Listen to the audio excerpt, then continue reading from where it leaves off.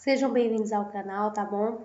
Hoje vamos discutir sobre um dos clássicos da sociologia, o Émile Durkheim, tá bom? Então, o Émile Durkheim, como todos já sabem, né? Ele criou as regras do método sociológico, ou seja, ele que criou, fez com que a sociologia se tornasse uma ciência, criando um método científico, tá bom?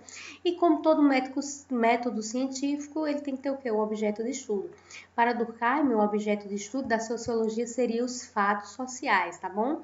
O que são os fatos sociais? São coisas, segundo Durkheim, são maneiras de agir, pensar e sentir exteriores ao indivíduo e dotados de poder coercitivo, tá bom? Para Durkheim, esses fatos sociais não poderiam ser confundidos com os fenômenos orgânicos nem psíquicos, pois eles constituem uma nova espécie de fatos. São fatos sociais as regras jurídicas, morais, dogmas religiosos, sistemas financeiros, maneiras de agir, costumes, entre outras coisas, tá bom? E aí, o que é que garante que uma coisa é fato social? As características. Para ser fato social, ele tem que ter 3 características distintas, tá certo? A coercitividade, a exterioridade e a generalidade, tá bom? Então, a coercitividade seria a característica relacionada à força dos padrões culturais, tá certo? Do grupo que os indivíduos integram, ou seja, daquele grupo que o indivíduo faz parte, tá bom? Os padrões culturais obrigariam, de certa forma, os sujeitos a agirem de determinada maneira. E aí a gente pensa, né, na nossa sociedade, existem várias maneiras de agir, né? Se você não vai para um restaurante e age de toda forma, você tem que agir segundo normas de etiqueta. Se você não age, você é punido. Então, a coercitividade seria esses fatores que nos levam a agir de acordo com o que é pré-estabelecido pela sociedade, tá bom? A segunda característica seria a exterioridade. Por quê?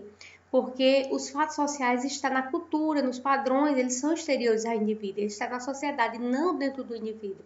Por isso que o Durkheim diz que ele não é psicológico. Por quê? Porque ele é social, ele está dentro da cultura. Tá bom?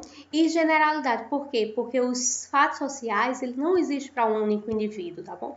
Ele existe para todos os indivíduos, para a comunidade, os grupos em geral, tá certo? Então, essas são as características dos fatos sociais. Lembrando que o Émile Durkheim nasceu em 1858, né, e morreu em 1917, né? Ele era francês, tá bom? E um outro conteúdo bastante importante no Émile Durkheim é o conceito de consciência coletiva. O que é a consciência coletiva para Durkheim? Né? Durkheim ele parte da ideia que o indivíduo ele é um produto da sociedade, porque para Durkheim a sociedade se sobrepõe ao indivíduo. A sociedade ela é quem vai, de certa forma, manipular, conter e trabalhar dentro do indivíduo, dentro do sujeito, tá bom?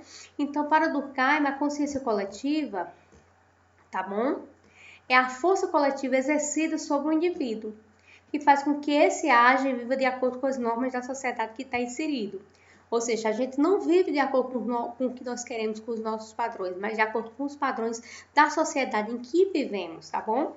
Isso é o que Durkheim chamou de consciência coletiva. Para Durkheim, a consciência coletiva é um conjunto de crenças e sentimentos comuns à média da população de uma determinada sociedade, formando assim uma vida própria, como se essa consciência coletiva tivesse uma vida própria, uma forma de pensar própria, tá certo? E ele exerce uma força muito forte, uma força coercitiva entre seus membros, né? Como um devoto ao nascer que já se encontra no meio das crenças, no meio da religião, né?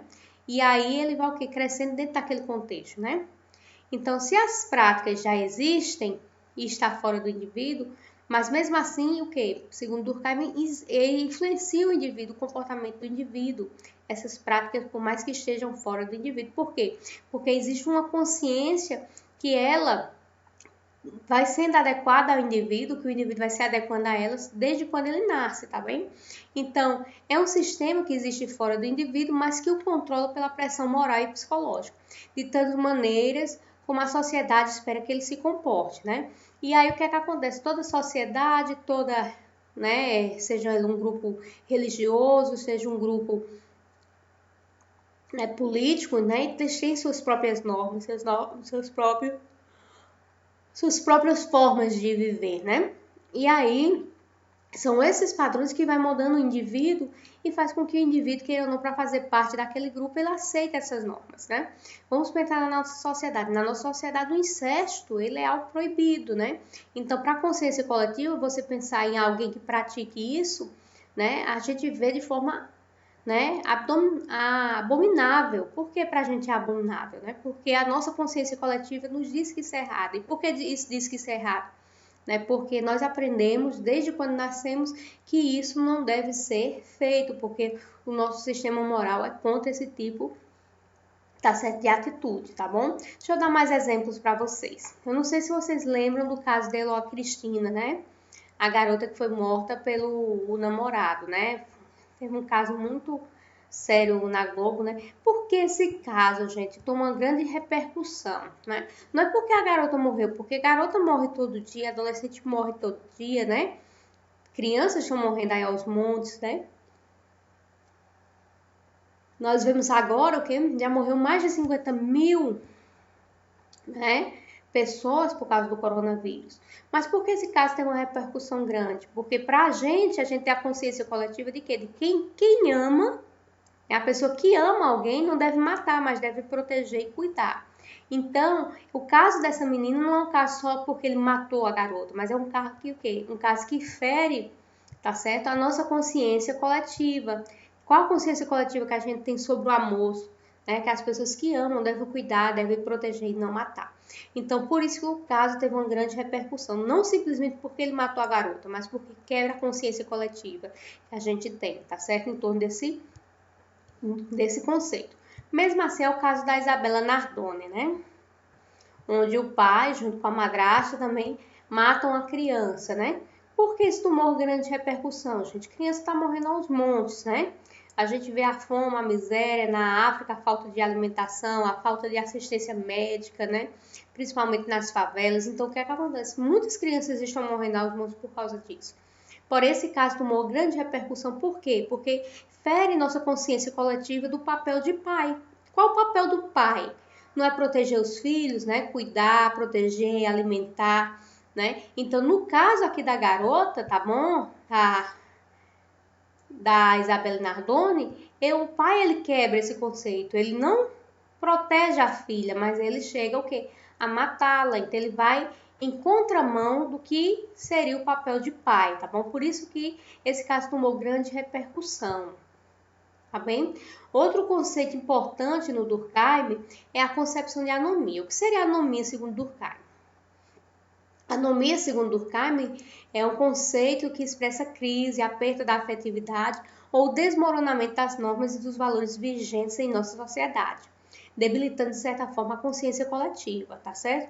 Ou seja, aquelas pessoas que estão numa crise tão grande com a sociedade que elas não conseguem mais se ligarem a essa sociedade, tá bom? Então, se ela não consegue se ligar à sociedade, se ver como parte do grupo, o que é que isso ocorre? Né? Essa anomia é vista como uma patologia social, como se as pessoas estivessem doentes socialmente, tá certo? E aí, nessas pessoas se apresenta o quê? O enfraquecimento das regras, dos valores. De acordo com Durkheim, a anomia não se refere aos problemas sociais, mas o seu índice é acima do normal. Como assim? Né? Vamos pensar, a gente diz assim, o crime é uma anomia social. Para Durkheim, o crime não é anomia social. Por quê? Porque toda sociedade tem crime. Toda sociedade existe crime, existe o criminoso.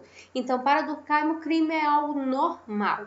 O crime ele só se torna o que? Algo anômalo, né? Ou patologicamente, socialmente doente, no momento que ele sobe, tá certo? Os índices daquilo que seria considerado normal, tá bom?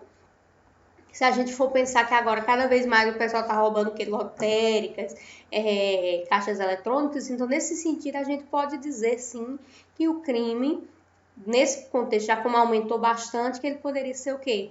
Ser patológico, né? Ser anômalo, tá bom? Mas o crime em si, não. Essa é a concepção do Durkheim, tá bom? E para a gente finalizar a aula, né, a gente, na próximo contexto, a gente vai o quê?